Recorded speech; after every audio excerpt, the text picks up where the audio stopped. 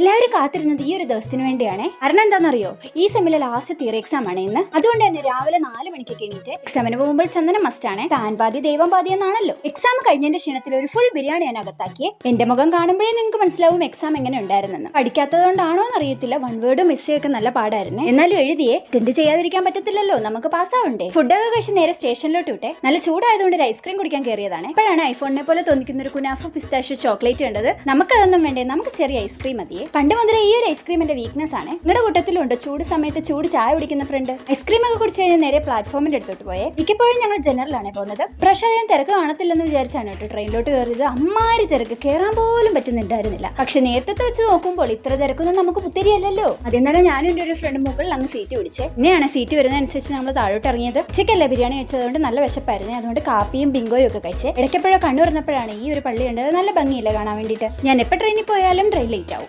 1:26 വരുന്ന ട്രെയിൻ വന്നത് 2:42 സക്സസ്ഫുള്ളി ഞാൻ എൻ്റെ അച്ഛൻ്റെ ഉറക്കം കളഞ്ഞ്. 1 മണിക്ക് വരുന്ന ട്രെയിൻ വന്നത് 3 മണിക്കല്ലേ. ഒരു 3:30 വീട്ടിലെത്തി. അത്ര ബൈ ബൈ.